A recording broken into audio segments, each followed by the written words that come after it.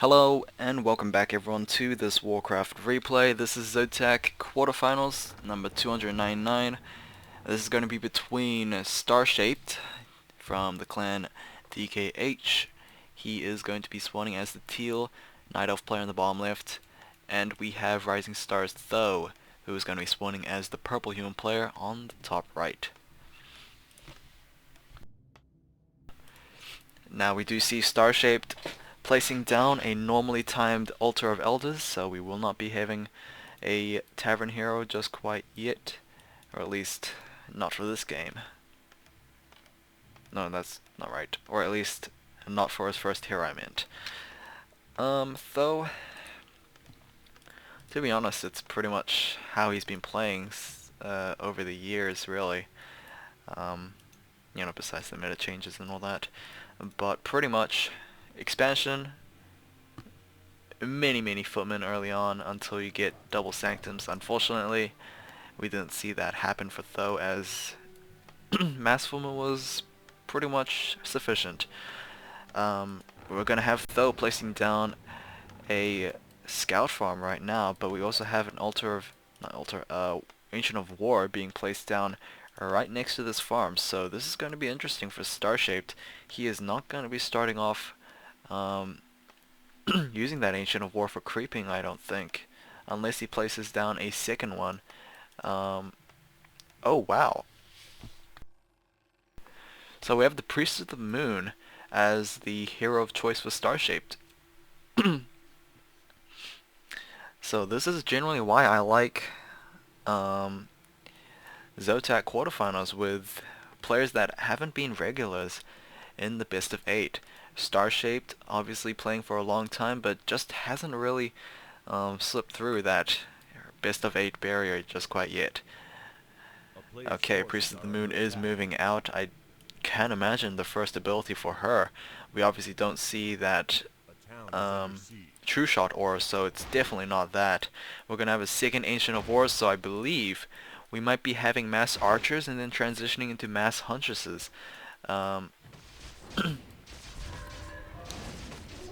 Priestess of the Moon is going to surprise Tho a little bit, and we do indeed have searing arrows, so yeah. Oops, sorry about that.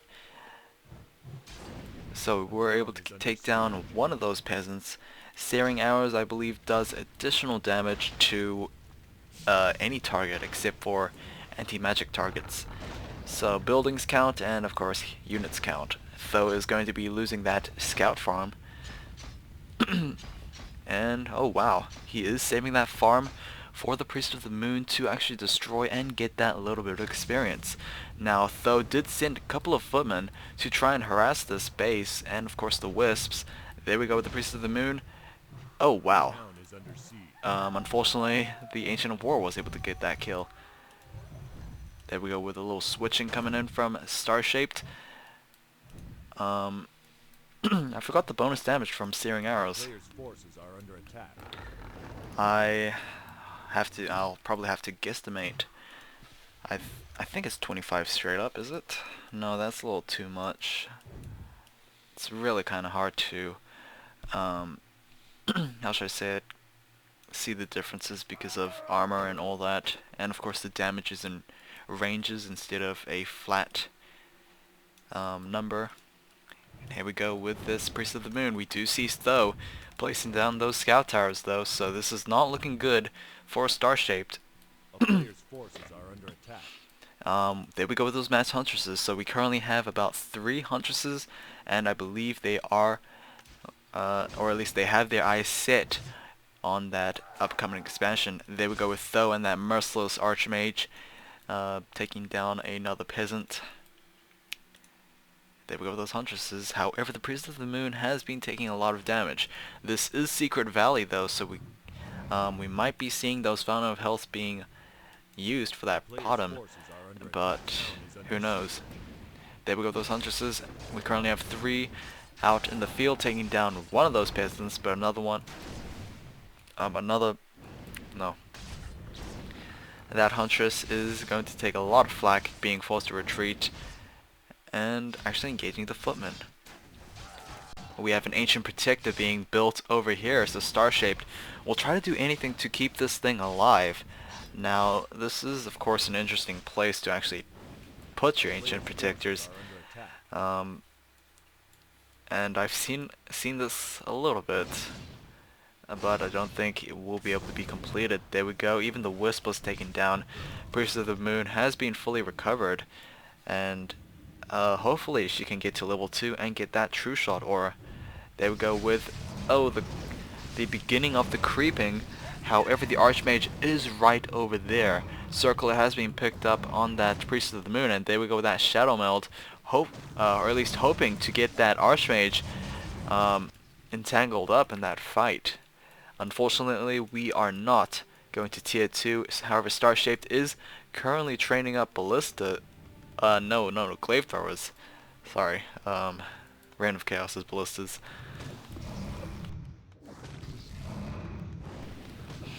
And there we go, level 2 on that Priestess of the Moon. I did not notice that. But yeah, double Ballistas. The drawback about these guys is that they don't do AoE damage.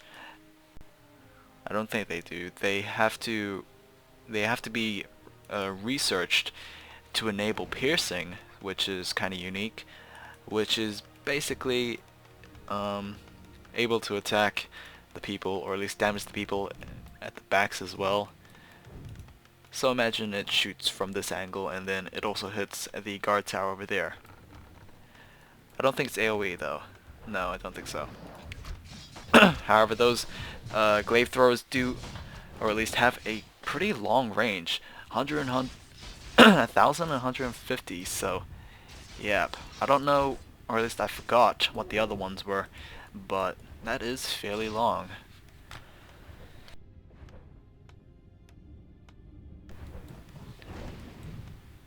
It is about to become daytime, so those huntresses will not be able to shadow meld. However, we go with this militia, long distance creeping right over here, though beginning his tier 2 as well. However, the glaive throwers are doing significant damage to this expansion. I believe one more peasant will be able to equalize the amount of damage being dealt. And there we go, level 3 Blizzard is going to be the third ability of choice. Nicely done. That is one of the reasons why Tho was long distance creeping. Now if you can get another Blizzard, just 2 more waves on those Wisps, that is going to be devastating. There we go with 1, however 3 were able to stay alive. Now these Huntresses foolishly engaging on top of that tower.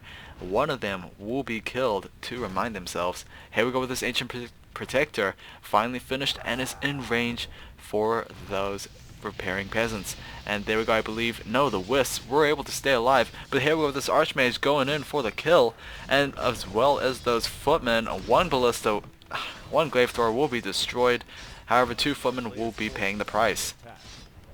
Possibly 3 as well. Of course, glaive throwers also benefiting from that True Shot aura, so that is 10% additional range attack. So far, 2 out of 3 glaive throwers have been destroyed. Number 4 is moving out as well, and we have number 5 on the way. Now, Starshaped is still making more wisps. He has absolutely no lumber to get himself tier 2. However, Tho, I believe, has finished his tier... No, he has not finished his tier 2.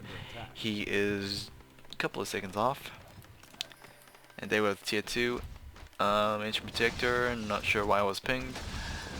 Here we go with, wow, that was extremely risky for Starshaped. Only with, oh, actually he does have 2 glaive throwers, but only one of them is focusing on that tower. Actually, none of them are focusing on that tower. They're focusing on the peasants, actually, so, oh, I don't know. However, Archmage taking a ton of damage as well. Glaive thrower, ooh, 1 hit away, and is going to get that last hit off before dying. A level 3 on that Priestess of the Moon, so we do have level 2 searing arrows. However, Priestess of the Moon is about to run out of mana. And however, Starshaped is forced to retreat.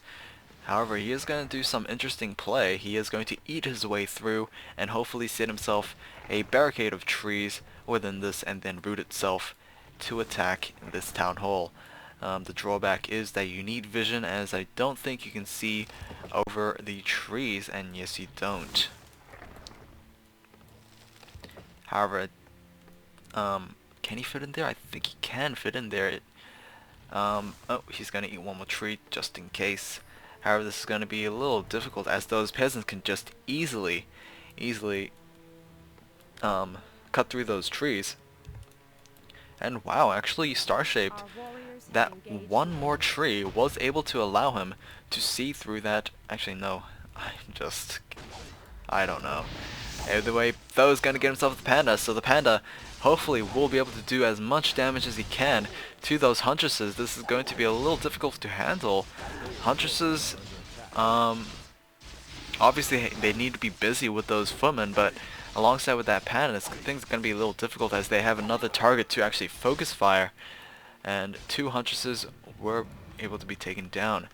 Oh wow, I think Starshaped completely forgot that Drake was still alive, and he lost another huntress in the process. They would go with those detonates. However, the blizzard, even though it's level 1, it is rather devastating. I think it's level 1. Don't know. Footman gonna be taken down. There we go. Magical flying boulder following everything in its path. And we have triple Griffin aviaries. This is exactly why we have observers here.